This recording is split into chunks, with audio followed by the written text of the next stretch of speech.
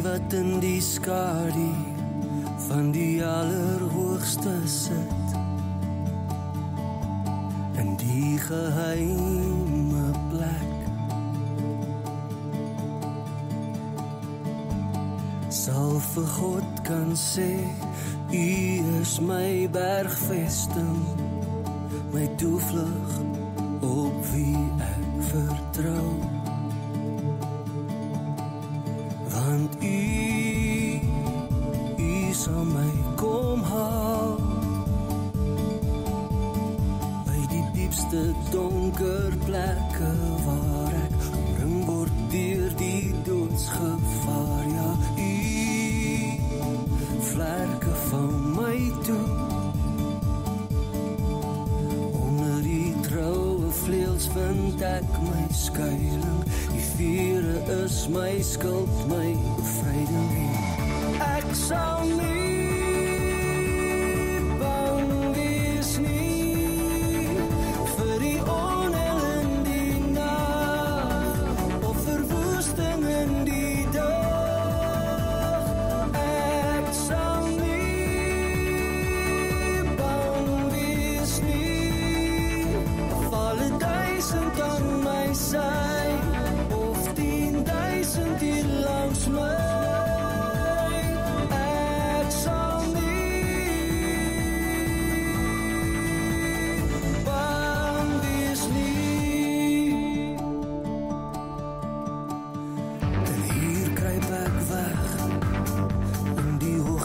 By die hoogste,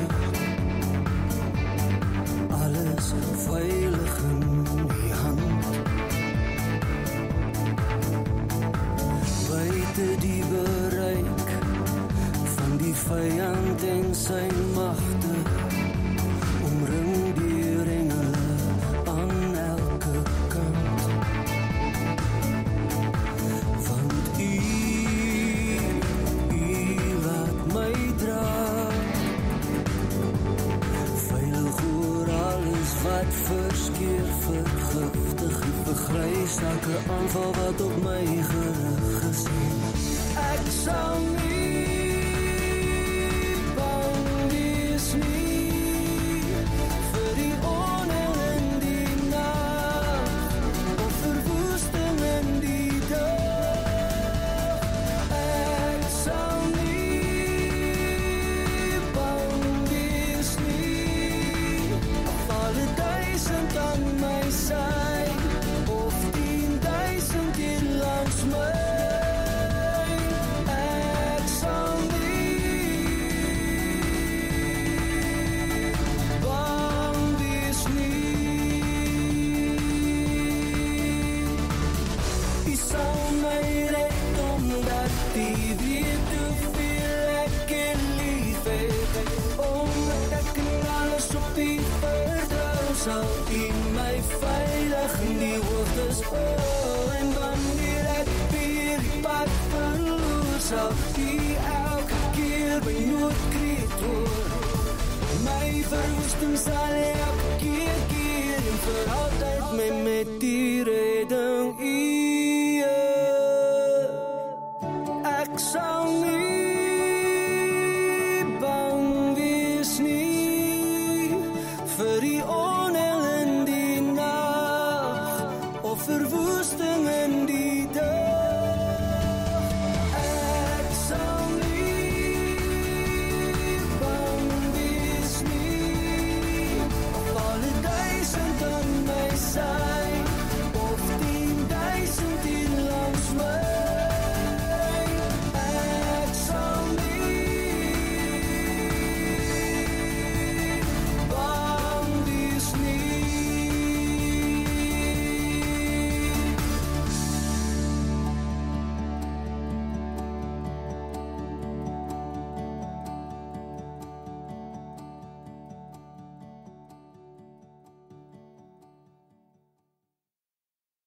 Geliefdes, geagte vriende, baie welkom by vandag se boodskap.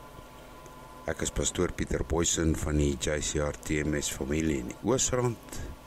As jy my verbinding wil tree, my nommer is 068 577 9817.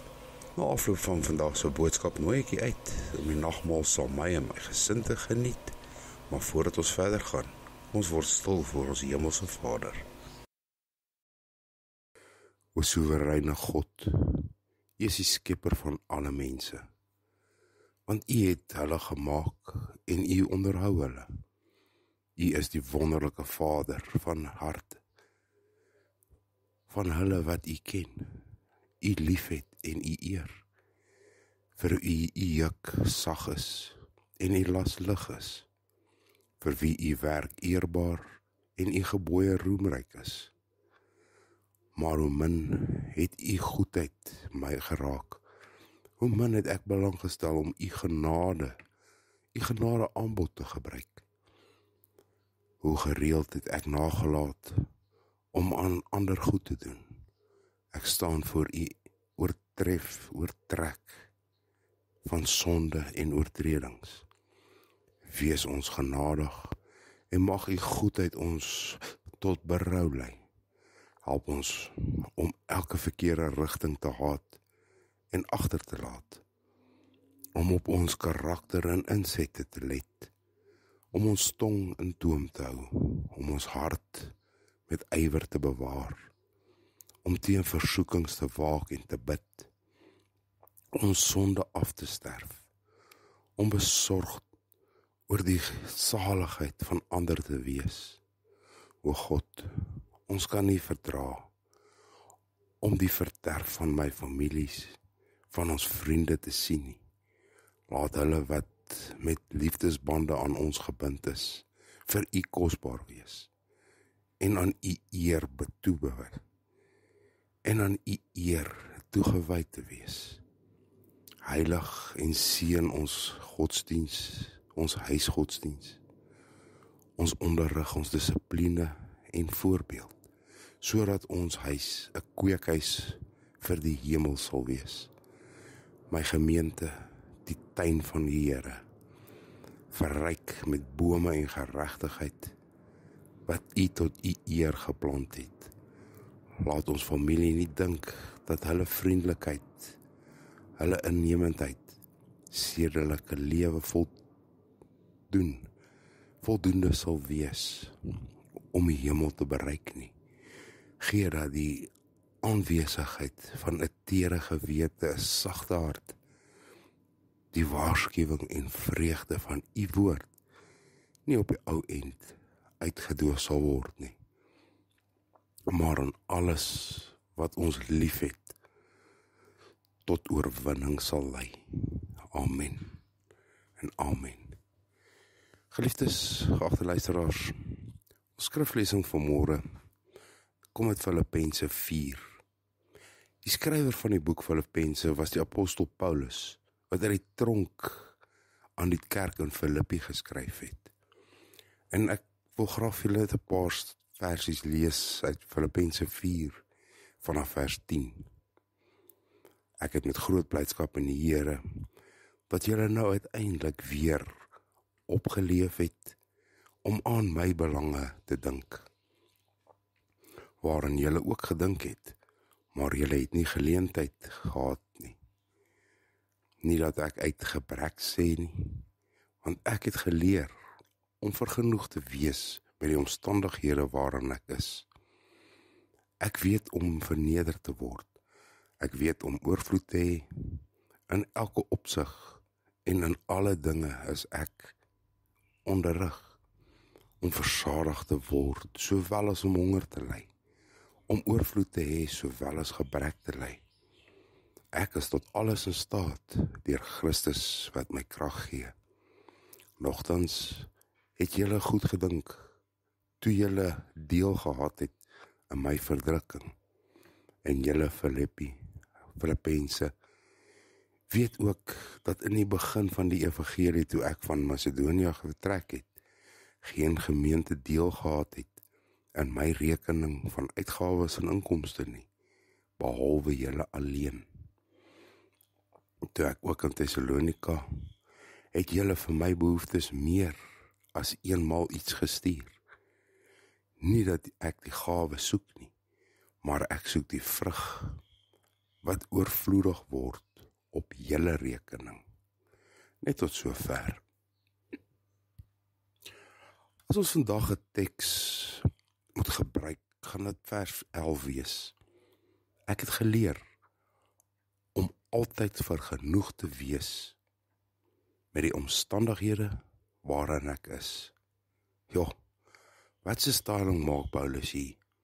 Om altyd vergenoeg te wees, om altyd tevrede te wees.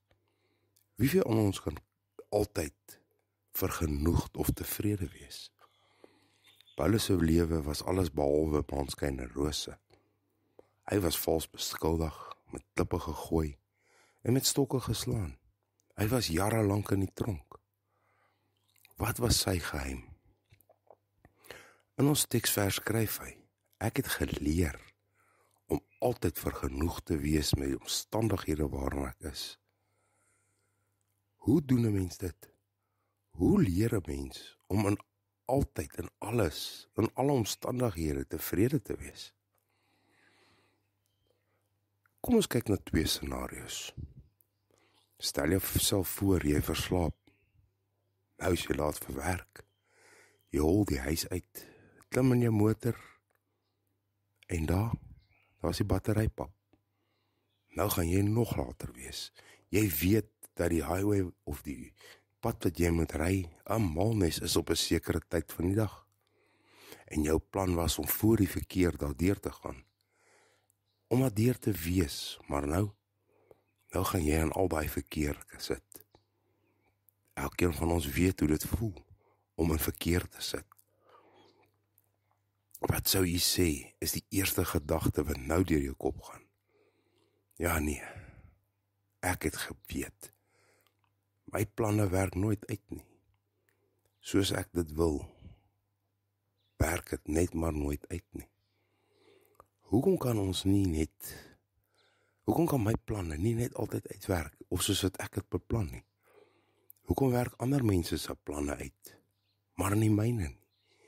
Nou kom al hierdie hoekom vra, nie waar nie? Nou wat nou? Hoe gaan jy nou optree?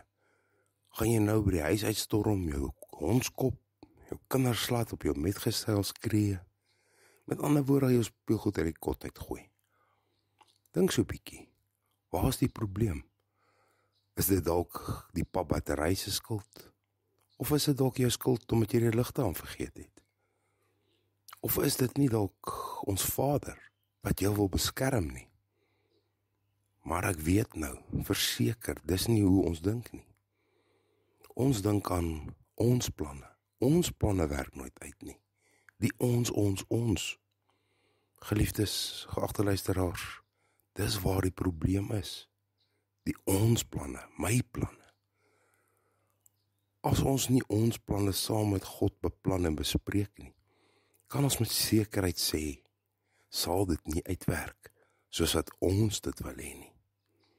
God sê vir ons in Matteus 6:33, maar soek eers die koninkryk van God en sy geregtigheid, en al hierdie dinge sal vir jou bygevoeg word. Geliefdes, geagte luisteraars, nou kom die vraag by my op vanoggend. Hoeveel van ons vlieg uit die bed uit, spring deur 'n stort of 'n bad, sluk gou 'n koppie koffie af en hol by die deur uit, jaag soos 'n maniak om by die werk te kom? Hoeveel van u kan met my daarmee saamstem? Nou, hoeveel van ons is vergenoegd met wat aan ons gegee is, of waardeur ons moet gaan? Met ander woorde, is jy tevrede met jou omstandighede? Is jy tevrede met wat jy ontvang? Dink aan die battery. Is jy tevrede? Die antwoord sal verseker nee wees. Want hoekom op so 'n tyd? Ek is ons nou klaar laat. Ek gaan 'n belangrike vergadering mis en 'n groot verkeer sit. Hoe moet ek dan nou tevrede wees, pastoor? OK, nou kry jy jou voertuig in die gang en jy is by die erf uit met 'n vaart, want nou is jy laat en sommer kwaad vir die wêreld. Die nuus kom oor op die radio. Verslaggewer sê daar is 'n massiewe ongeluk op die pad wat jy veronderstel is om te ry. En die pad is toegemaak vir die noodpersoneel om in te kom en vir die helikopter te kan plek maak om te land. Nou moet jy 'n ander pad kry en nog later wees. Almal gaan nou in 'n ander pad ry en almal wat op jou pad moet wees gaan op hy klein paadjie wees. Hoe voel jy nou? Is jy tevrede? Ek glo nie so nie. Is jy vergenoegd met jou omstandighede? Ek glo ook nie so nie. Nou vat jy jou ompad, die ander pad. Op die ompad wat jy nou gekies het. Om te ry is dit erg druk. Mense druk in. Hulle ry teen 'n slakke pas. Gaan jy tevrede wees? Verseker nie. Gaan jy vergenoegd wees? Ek glo nie. Kom ons wees eerlik. Wat by ons sal opkom is, hoekom? Hoekom vandag? Hoekom? Nie waar nie? Maar kom ons gaan terug. Maar die begin, jy het verslaap. Jy dank God vir nog 'n dag het sy hand aan ons gegee. Jy bring eers tyd saam met God deur. Drink rustig jou koffie. Jy is mos nou klaar laat. Gesels so 'n bietjie met jou metgesel, met jou kinders. En wees vergenoegd en tevrede met alles. Jou voertuig se battery is pap. OK, dan jumpstart ons maar. Rustig ry jy by die huis uit. Jy weet jy's laat. En daar is niks wat jy daaromtrent kan doen nie. Behalwe om laat te wees. Nie waar nie? Jy kry die boodskap op die radio van die massiewe ongeluk. Jy dink by jouself, OK, dan ry ons maar 'n ander pad. Jy's vergenoegd. Tevrede met jou omstandighede. En ry rustig agter die ander aan. Kan jy die verskil sien in die twee scenario's? Die een wat jaag, gaan net so ver kom as die een wat rustig en vergenoegd gaan wees. Maar kom ons kyk, hoekom is jy laat? Was dit nie dalk God wat jou gekeer het, of jou bewaar het, om nie ook in dalk in daai oorsaak van die ongeluk te wees nie? Is dit nie dalk God wat jou bewaar het, omdat jy laat was nie? Het God jou nie dalk beskerm nie? Daar word vir ons gesê in Psalm 3 vanaf vers 3, Sela, maar U Heer is 'n skild wat my beskud, my eer en die een van my hoof ophef. God beskerm sy kinders. Hy het altyd die beste vir ons in stoor. Laat God jou skild wees. Laat hom jou hoof ophef. Hy wil jou hoop, gemoed, jou hande, jou houding, alles ophef. Ek weet hy wil, en sal as jy hom net 'n kans gee. Nou wat behels dit om vergenoegd te wees? Geloof, geliefdes, geloof. Dit verg geloof om vergenoegd te wees. In hierdie wêreld vol ontevredenheid. Die meeste mense is nie tevrede met wat hulle het nie.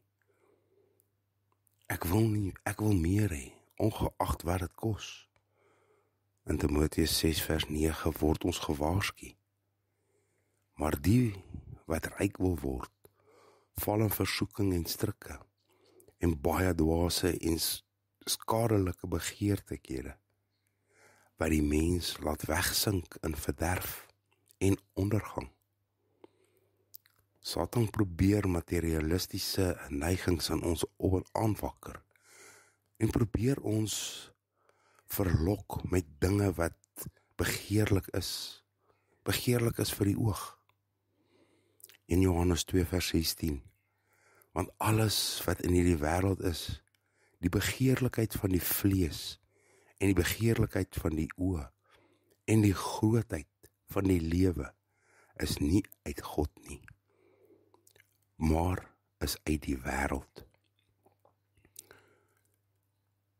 Dis wat hy in die tuin van Eden gedoen het.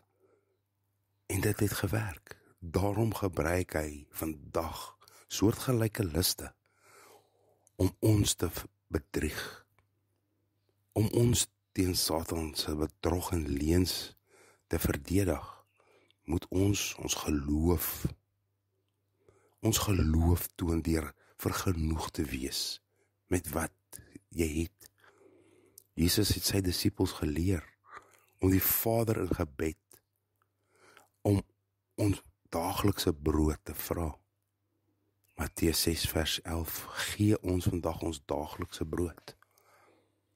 As ons met sy voorsiening, dit wat God aan ons gee, tevrede is, mag dit ons los van sorge, van die wêreld, en kan ons die koninkryksbelange eerste stel. Met ander woorde, dan kan ons energie op God fokus, en nie op die aardse begeerlikhede nie. Matteus 6:33, maar soek eers die koninkryk van God, en sy geregtigheid, en al hierdie dinge sal vir jou bygevoeg word. Jesus het gewaarsku dat ons nie skatte op aarde moet bymekaar maak nie. Hy het ons aangespoor om ons oog reg te hou en op een ding ingestel, naamlik die doel van God se wil. Matteus 6 vers 19 en 22. Moenie vir julle skatte bymekaar maak op aarde, waar mot en roes verniel en waar diewe inbreek en dit steel nie. Die lamp van die liggaam is die oog. As jou oog dan reg is, sal jou hele lewe verlig wees. Hou die koninkryk eerste, geliefdes, geagte luisteraar. Nou nadat ons gehoor het wat belangrik is, moes ons veranderinge in ons lewens aanbring. Ons moet nou meer as ooit vasbeslote wees om God se wil en koninkryk eerste te stel. Ons wil nie aan ons materialistiese beginsels geheg wees, soos die ryk jong heerser nie. Hy het vir Jesus gevra, watter goeie dinge moet ek doen, dat ek ewige lewe kan hê, omdat hy nie bereid was om die veranderinge te maak wat Jesus aanbeveel het nie, het hy bedroef weggegaan. Matteus 19:16-22. En daar kom een na hom en sê vir hom, goeie meester, watter goeie dinge moet ek doen, dat ek die ewige lewe kan hê? En hy sê vir hom, waarom noem jy my goed? Niemand is goed, behalwe naamlik God. Maar as jy in die lewe wil ingaan, onderhou die gebooie. Hy vra, watter? En Jesus sê dit, jy mag nie doodslaan nie, jy mag nie egbreek nie, jy mag nie steel nie, jy mag geen valse getuienis gee nie, eer jou vader en jou moeder, en jy moet die naaste lief hê soos jouself. Die jongman sê vir hom, al hierdie dinge het ek onderhou van my jeug af. Wat kom ek nog kort? Jesus antwoord, as jy volmaak wil wees, gaan verkoop jou goed, gee dit vir die armes, en jy sal 'n skat in die hemel hê. En kom hier, volg my. Maar toe die jongman die woorde hoor, het hy bedroef weggegaan, want hy het baie besittings gehad. Lukas 18 vers 18-23. En 'n sekere owerste vra vir hom en sê, goeie meester, wat moet ek doen om die ewige lewe te beerf? Jesus antwoord hom, waarom noem jy my goed? Niemand is goed behalwe een, naamlik God. Jy ken die gebooie, jy mag nie egbreek nie, jy mag nie doodslaan nie, mag nie steel nie, mag nie valse getuienis gee nie, eer jou vader en jou moeder. En hy sê, al die dinge doen onderhou ek van my jeug. En toe Jesus dit hoor, antwoord hy hom, nog een ding onderbreek jou. Verkoop alles wat jy het en verdeel dit onder die armes. En jy sal 'n skat in die hemel hê. Kom dan hier, volg my. Toe hy dit hoor, het hy diep bedroef geword, want hy was baie ryk. Ons is egter gewillig om hierdie veranderinge te maak, nadat ons in die regte rigting beweeg. Is die uitdaging om koningsryke belange eerste in ons lewens te hou. Dit is reg en nodig dat ons werk om voedsel en klere te voorsien, maar Satan het die slag om 'n persoon al hoe meer by wêreldse dinge betrokke te laat raak, wat koninkryksbelang dan op die agtergrond skuif. Ons kan Satan se subtiele strikke vermy deur vergenoeg te wees en nie toe te laat dat geldgierigheid ons mislei nie. 1 Timoteus 6 van vers 7, want ons het niks in hierdie wêreld ingebring nie. Dit is duidelik dat ons ook niks daaruit kan wegvat nie. Maar as ons voedsel en klere het, moet ons daarmee vergenoeg wees. Maar die wat ryk wil word, val in versoeking en strikke en baie dwaase en skadelike begeerlikhede, wat die mens laat wegsink in verderf en ondergang. Wanneer geldgierigheid is die wortel van alle ewel, en omdat sommige dit begeer, het hulle afgedwaal van die geloof en hulle self met baie smarte deurboor.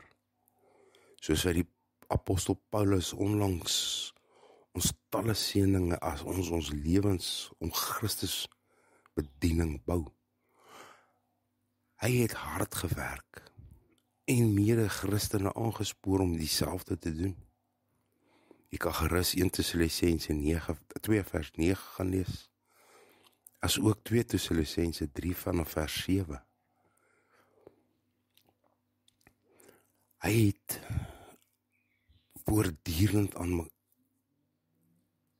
maniere gedink, waarop hy die koninkryksverkondiging kan bevorder. En tog het hy tere besorghede getoon oor die geestelike welsyn van almal in die gemeente. 1 Tessalonisense 2 vers 7 tot en met 8. Maar ons wat vriendelik onder julle, soos 'n pleegmoeder vir haar kinders koester, terwyl ons so na julle verlang het, was dit ons aangenaam om aan julle nie alleen die evangelie van God mee te deel nie, maar ook ons eie lewe, omdat julle vir ons dierbaar geword het. Ons moet ons ook besig hou met die verkondiging van die goeie nuus en die beloftes van ander, aan die behoeftes van ander.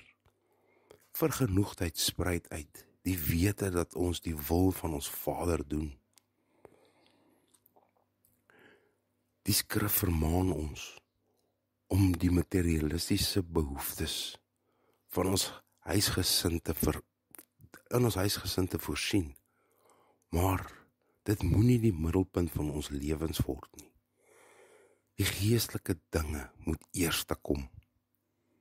Matteus 6 vers 33, maar soek eers die koninkryk van God en sy geregtigheid, en al hierdie dinge sal julle bygevoeg word.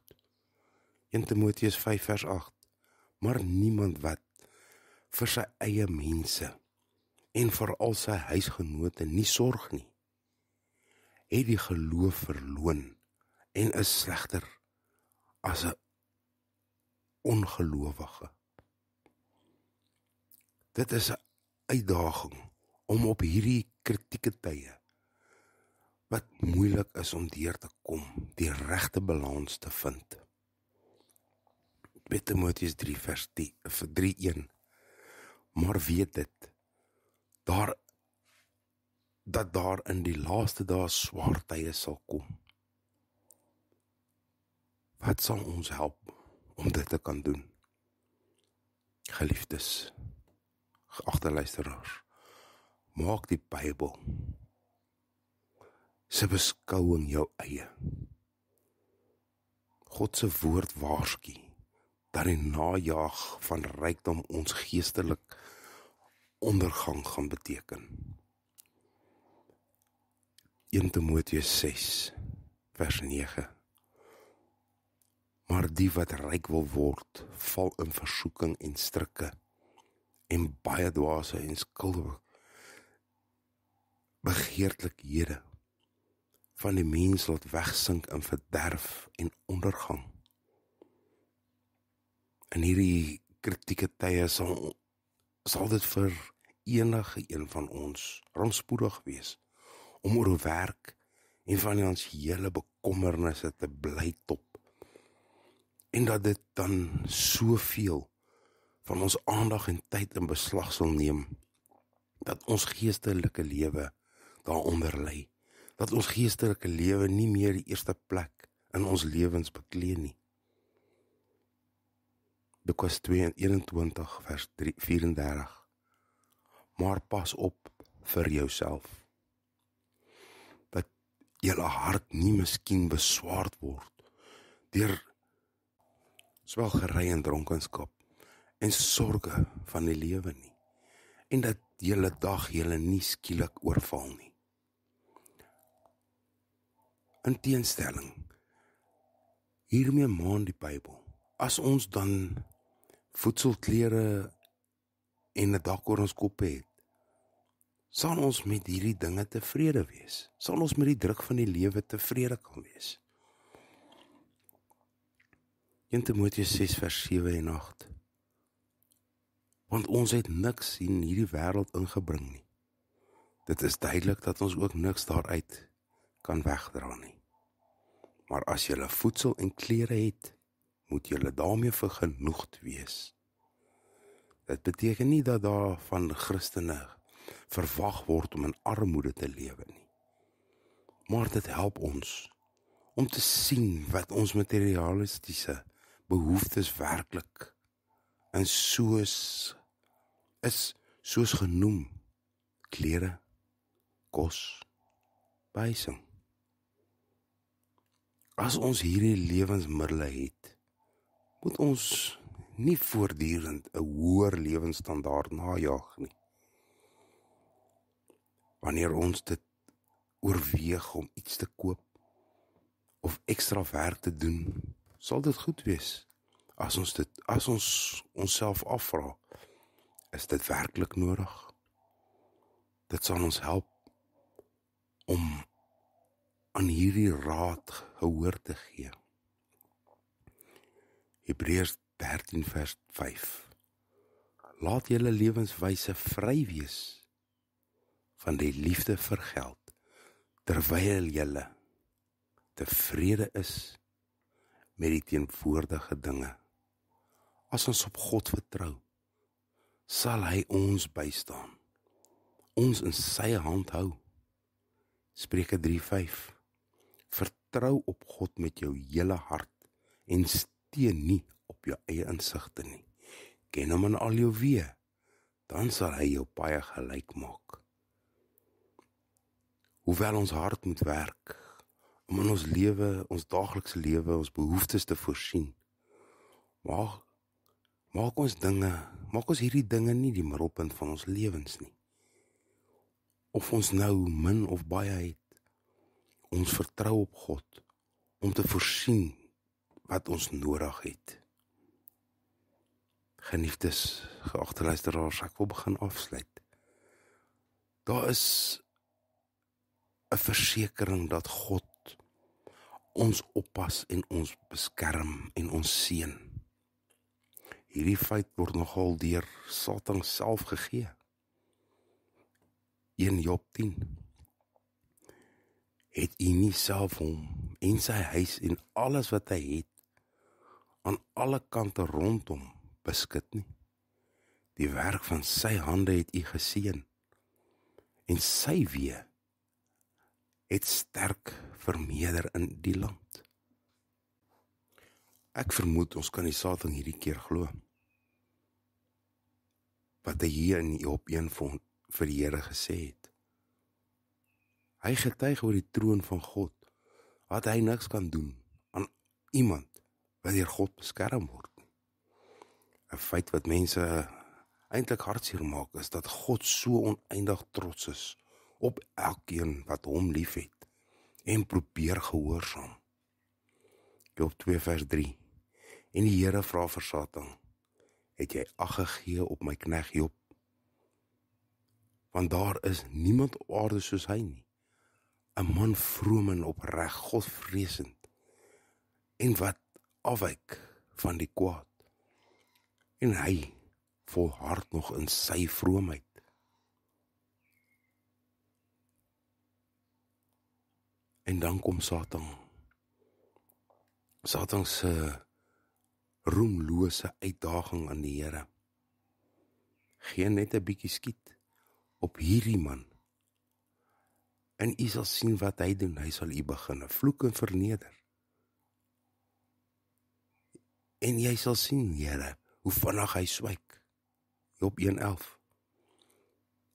Maar steek net u hand uit, en tas alles aan wat hy het. Waarlik, hy sal u in u gesig, in u aangesig sien. Met oneindige deernis, en onder sy wakende oog, aanvaar God hierdie uitdaging van Satan en laat hy die vyand toe om ons aan te val tot op 'n punt. En dan gaan dit met ons soos dit partymal gaan in ons lewens. Ongelukke tref ons. Party verloor besittings, party ouens se gesondheid word aangeval. Ons verloor geliefdes. Ons verhoudings loop skeef. Vriende laat ons in die steek. En partykeer gaan ons net soos Job alles te vergelyk tref. En ons styer onder die aanvalle. Dit het my gehelp om te verstaan dat wat agter die skerms gebeur. Maar dit het my ook nog nie laat beter voel nie. Toe ek agtergekom het, dat God persoonlik raad gee oor wat ons kan doen om beter te voel. En omdat dit om nie te knak onder die aanvalle nie. Ek kan gerus Psalm 121, die Bedevaartslied gaan lees. Maar ek is seker van ons ken hom. Ek slaan my oë op na die berge. Waar sal my hulp vandaan kom? My hulp is van die Here wat hemel en aarde gemaak het. En hy kan jou voet nie laat wankel nie. Jou bewaarder kan nie sluimer nie. Kyk, die bewaarder van Israel sluimer of slaap nie. Die Here is jou bewaarder. Die Here is jou skaduwee aan die regterhand. Die son sal jou bedags nie steek nie, en die maan nie by nag nie. Die Here sal jou bewaar. En Paulus sê self, ek het geleer om altyd vergenoeg te wees in die omstandighede waarin ek is. Om vergenoeg te wees is nie om pateties te wees nie. Dit is om te midde van die moeilike omstandighede, nie toe te laat dat onder omstandighede jou oorval en onderkry nie. Dit is 'n leefstyl van oorwinning oor jou omstandighede. Jesus het ook aan sy volgelinge gesê, en hy sê dit kort voor sy kruisiging, toe die disippels beangs agter slot en grendel die kruisdood bespreek, staan hy weer tussen hulle en sê, vrede vir julle. Vrede, innerlike kalmte, vergenoegdheid, word die bron waaruit energie kom en ons lewe gee. Vergenoegdheid met jou omstandighede beteken om die teenwoordigheid van die Here daarin te beleef. Die Immanuel waarheid. Geliefde, Geliefdes, God is by jou, in jou, om jou, vir jou.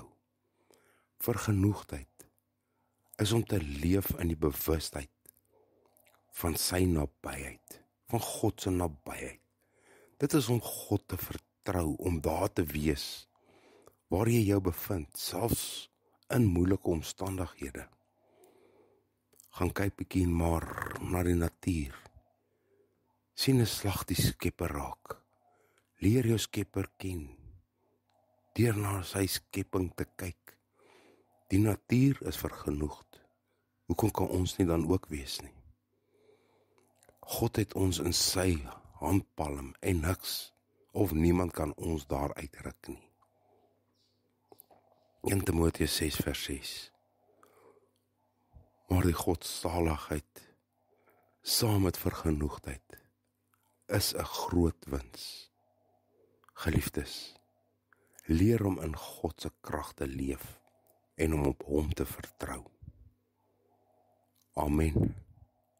Amen. Geliefdes, ek wil vir ons afsluit met die nagmaal. Ons word stil voor die Here. Barmhartige God en Vader, leer ons die waarde van 'n sakramente as 'n seël en 'n belofte van liefde. Dat Christus getrou is om homself as 'n teenwoordige werklikheid aan sy kinders en gaste aan sy tafel te openbaar.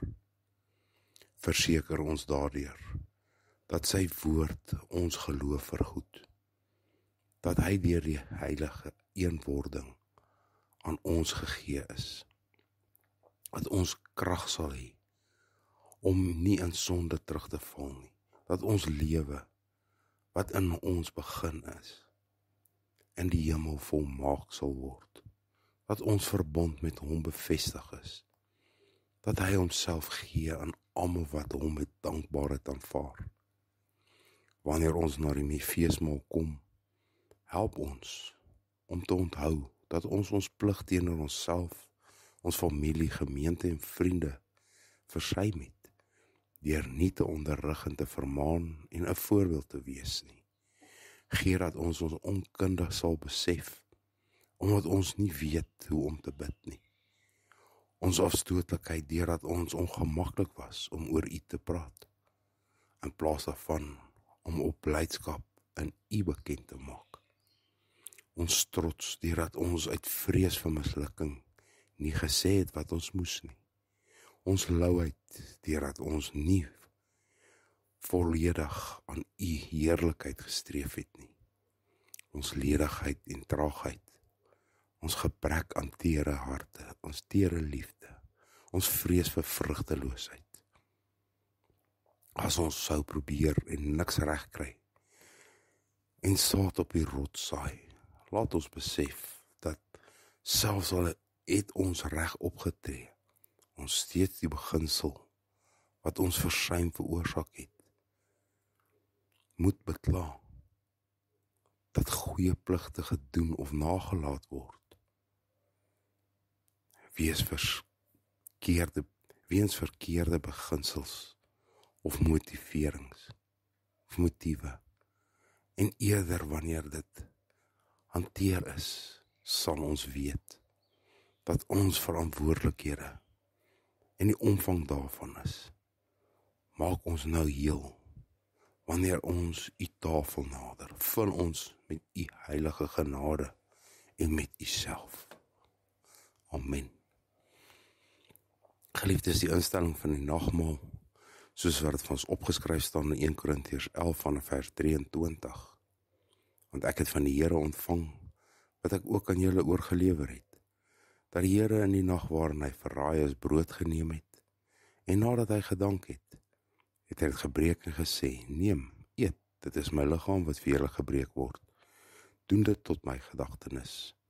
Net so die beker na die ete met die woorde, hierdie beker is die Nuwe Testament in my bloed, doen dit so dikwels as julle daaruit drink, tot my gedagtenis, want so dikwels as julle hierdie brood eet, en hierdie beker drink, verkondig julle die dood van die Here, totdat hy kom.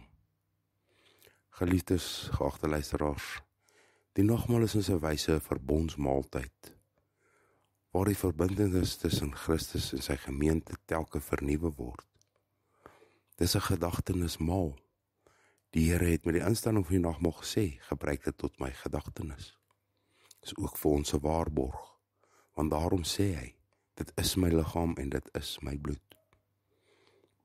Dis 'n viering van die gemeenskap met die lewende Here en met mekaar.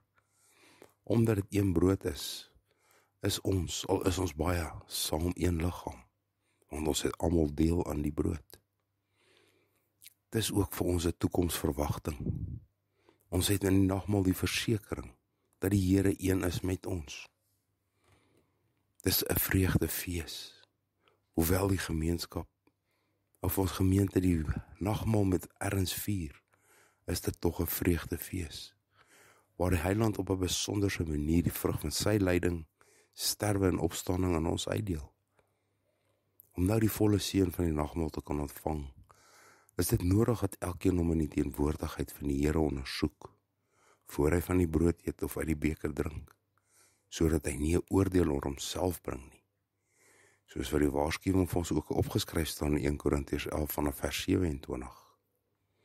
Wie dan op onwaardige wyse hierdie brood eet, of die beker van die Here drink, sal skuldig wees aan die liggaam en die bloed van die Here. Maar die mens moet homself beproef en so van die brood eet, en uit die beker drink. Want wie op onwaardige wyse eet en drink 'n oordeel oor homself, terwyl hy die liggaam van die Here nie onderskei nie. Die brood wat ons breek, is die gemeenskap met die liggaam van ons Here Jesus Christus. En neem, eet, dink daaraan en glo dat sy liggaam gebreek is, tot 'n volkome versoening vir al ons sondes. Die beker van danksegging is die gemeenskap met die bloed van ons Here Jesus Christus. Neem, drink, dink daaraan en glo dat sy kosbare bloed gegiet is, tot 'n volkome versoening vir al ons sondes. Geliefdes, mag julle week gevul wees met liefde, vrede en vreugde van God ons Vader. Hemelse Vader, ek aanbid U in waarheid en in gees. Vader, beklee ons vandag met die volle wapenrusting, sodat ons weerstand kan bied en staande kan bly teen die liste van die duiwel. In die naam van Jesus Christus bind ek nou elke owerheid, elke mag, elke wêreldheerser van hierdie duisternis, van hierdie eeu en elke bose mag in die lig wat vandag teen ons staan. Ek beveel alle bose magte om hulle werking onmiddellik te staak en beveel hulle in die naam van Jesus om na die voetbank van Jesus te gaan. Ons omgord ons lende vandag met die gordel van waarheid. Strek die borswapen van geregtigheid aan. Sit die skoene van vrede aan ons voete, vir die bereidheid van vrede. Ons sit die skild van geloof op, om die vuurlike pyle van die bose uit te blus. Strek die helm van verlossing aan. Ons neem die swaard van die Gees op, die woord van God. Vader, bo dit alles beklee ons vandag met liefde, wat die band van die volmaaktheid is, soos geskryf staan in U woord, in Kolossense 3 vers 14. Vader, gee aan ons die wysheid, die insig en verstand, om vandag goeie krygsmanne en vroue vir U te kan wees. Vader, ons onderwerp ons vandag aan U, en ons weerstaan Satan die duiwel, want in U woord is geskryf in Jakobus 4 vers 7, onderwerp julle dan aan God, weerstaan die duiwel en hy sal van julle wegvlug. Ek bid dit alles, my Heer, in Jesus se kosbare naam. Amen. Geliefdes, ek wil graag vir U 'n seën uitspreek. Hemelse Vader, ek wil die aanhoorder van hierdie boodskap seën en lewe oor hulle spreek. Om iemand te seën is soveel meer as net woorde. Dit is om alles wat daardie persoon se deel is, in en deur Christus, oor hom of haar in die naam van Jesus te proklameer. Juist daarom wil ek ook vandag God se seën oor U proklameer. En ek bid dat die Heilige Gees dit ook sal waarmaak in U lewe elke dag. In die naam van die almagtige God, hy wat liefde is, wil ek u vandag seën. Ek seën u met die vreugde van guns in God se oë en ook van ander. Ek seën u met mense wat om u inskuif en u hande oplig en 'n pad saam met u sal begin stap. Ek seën u met die goddelike vriendskap. Mense wat u sal aanmoedig en God se drome vir u lewe met u sal deel. Ek seën u met 'n sagte hart, 'n hart vol liefde. Ek seën u met God se leiding, sy guns en sy genade oor u. Ek seën u met die Gees, so onderskeiding sodat u kan weet wat is God se wil en planne vir u lewe. Ek seën u met talente, u gawes en u verhouding, dat u dit mag aanwend tot God se eer. Ek seën u met Gees. Ek seën u Gees, u siel en u liggaam. Ek seën u lewenstaak met vreugde, harmonie en liefde. Ek seën u om u ware identiteit te ontdek in Christus onder die leiding van sy Gees. Ek seën u met die wete dat u 'n Vader het wat u innig liefhet, dat niks wat u kan doen hom liewer kan maak vir u nie, en ook nie minder nie. Ek seën u om daagliks sy hand van voorsiening te beleef in u lewe, sy totale beskerming en hoe hy ook deur sy Gees sy doel vir u lewe in u bewerk. Ek seën u met die wete dat niks in u lewe, verlede of toekoms, u kan skei van God se liefde nie. Die ewige en almagtige God sal u seën en u behoed. Die Here sal sy aangesig oor u laat skyn en u genadig wees. Die Here sal sy aangesig oor u verhef en aan u sy vrede gee. Geseënd is u, geliefde van God. Ontvang hierdie seën in die naam van Jesus. Amen.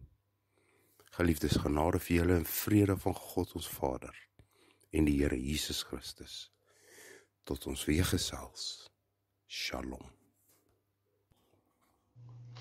Do you feel like the odd one out, wandering in the deserts, or feel like you're just on a big ocean on your own? While everyone around you goes to places to worship, to praise our Heavenly Father, but you just don't feel that you are comfortable wherever you go. Come and visit JCR MTS, a calling for reformation, yes, at the Jesus Christ Reformation Ministration and Theological Seminary. We have every Sunday at 9 o'clock sermons at Vaal Oeber van der Bijl Park, as well as other venues across the country. We also provide you with faith-based registered counsellors, married officers. We provide funeral services, seminary training, cell groups, youth activities, and much more. So contact myself, Pastor Aubrey Berger, at 076 479 7517, or consult Jill at 074 689 6263. Pastor Peter Boyson at Brakpan 068 577 9817. Pastor Frikkie at KZN 079 261 1332. Evangelist Kobus Smith, yes, he's in the West Rand, 079 509 3306. And then there's Pastor Barry in Primrose at 074 089 7849. There's no excuses anymore. Wherever you want us, you will find us. So contact us right now.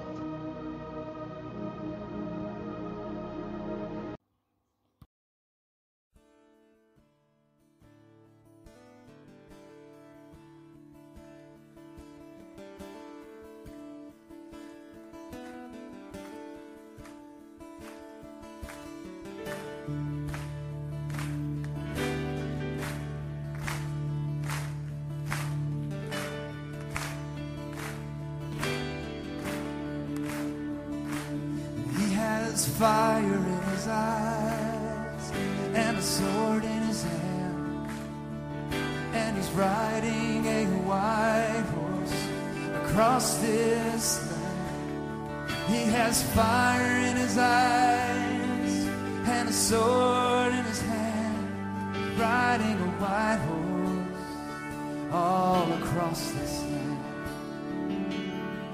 And he's calling out to you and me, will you ride with me?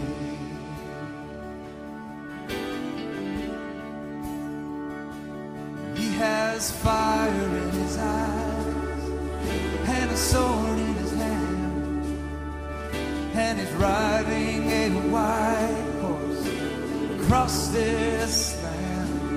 And he's calling out to you and me, will you ride with me? Will you ride with me? And we say yes, yes, Lord, we'll ride with you. We'll ride with him. Yes, Lord. And we say yes, Lord.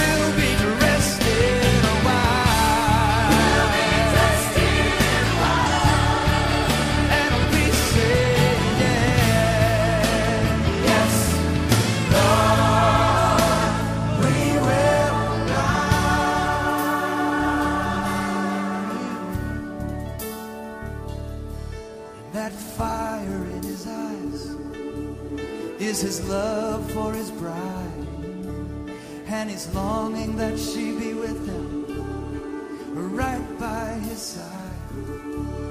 that fire in his eyes is his burning desire that his bride be with him, right by his side. And he's calling out to us right now. Will you